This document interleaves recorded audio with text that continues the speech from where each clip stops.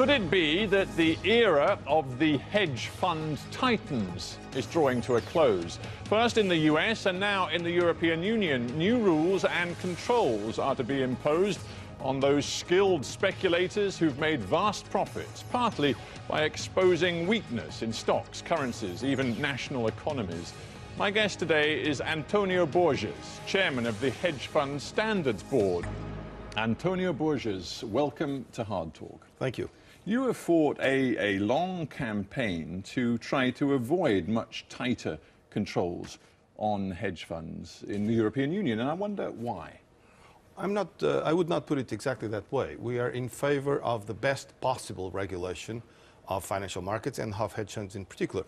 And in fact, what the Hedge Fund Standards Board does is to put in place I would call them the optimal standards for the industry, which are actually tough, very demanding, much more than what you see in normal regulation.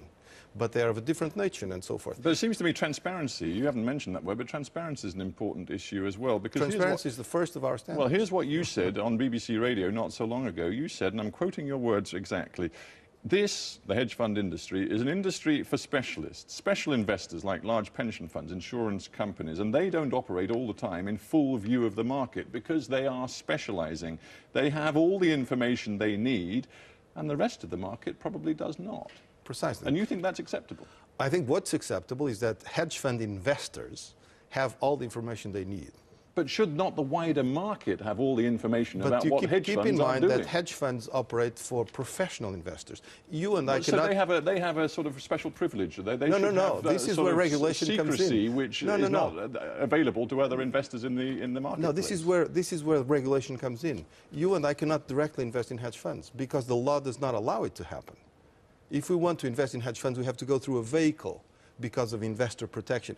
Hedge funds are only for professional investors in the technical sense. So it's only for large, sophisticated investors who have the knowledge and can get advice and certainly should have all the information. With all due respect, we've seen what's happened to professional investors who, quote unquote, have the knowledge in the last couple of years. Many of them took terrible decisions based on massive risk-taking, which haven't just done down their own personal fortunes, but have brought down the world economy. And the G20 and the European Union is now saying, enough of that, enough of this idea that professional investors should have special rules. There has to be a more level and open playing field. But let's stick with hedge funds, because what hedge funds do, and I alluded to it at the very beginning of the introduction, is they profit from risk-taking, exposing vulnerabilities in stocks, in currencies, in national economies in some cases. Some do, some don't. That, well, many of them do, and that's where much of the big money lies. No. And that is something which the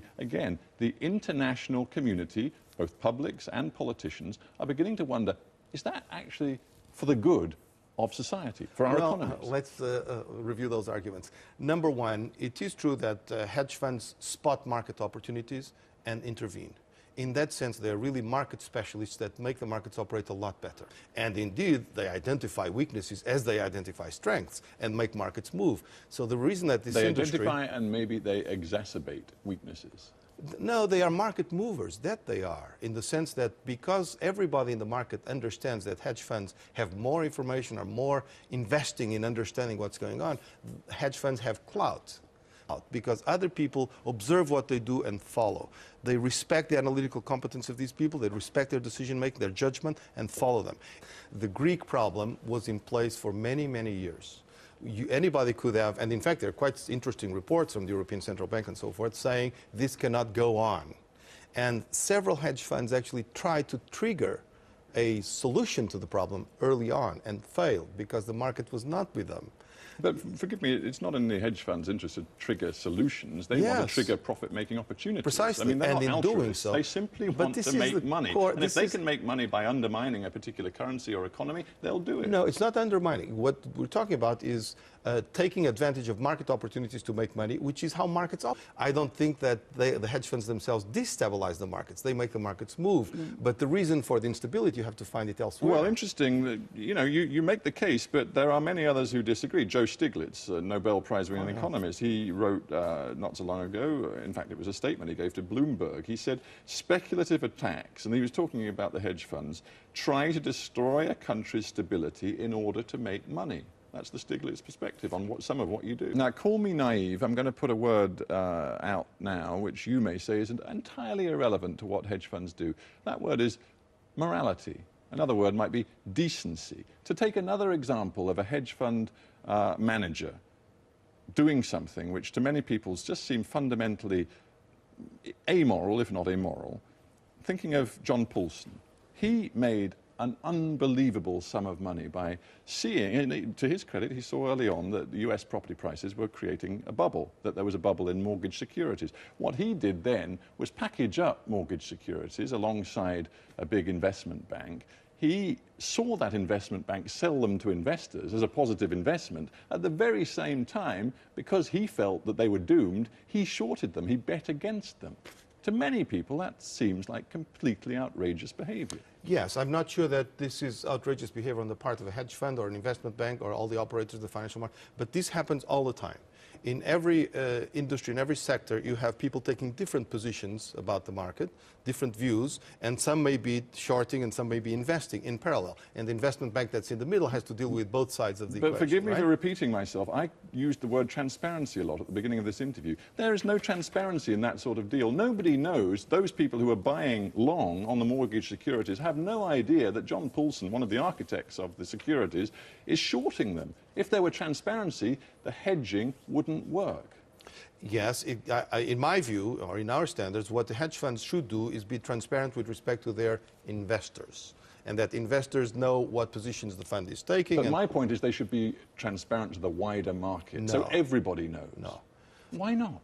Because then you have no market, basically. Well, because then you don't make money. But the fact is, at least everybody knows who's got a stake in what. If somebody's making a bet on something going down, isn't it important that other people who are thinking about investing in that particular product know that there's a very strong and powerful bet going against it? No, because the whole market is based on the idea that you invest in getting information.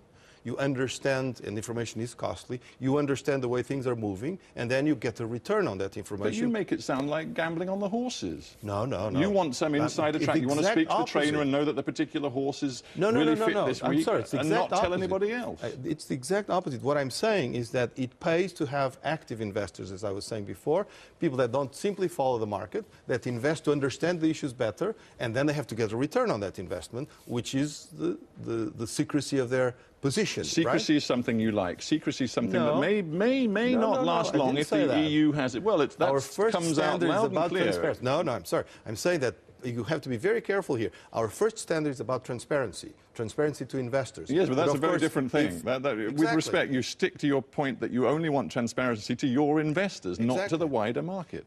Because if everybody knows what everybody else is doing, there's no market. Well, there's a market, but it's not the market you want, which allows you in your niche to make plenty of money. In fact, unbelievable amounts of money. Let me just ask you this. Is it simplistic to say that the way the world economy is working, it makes sense right now for people to use the jargon, go short, i.e. to bet against the EU and US economies and to go long in Asia, particularly India and China? Is that the way you make money in today's economy? But the role of investors, and in particular specialist investors like hedge funds, is to spot market opportunities. If you think a particular asset is going up in value, you buy it. If you think it's going down in value, you sell it.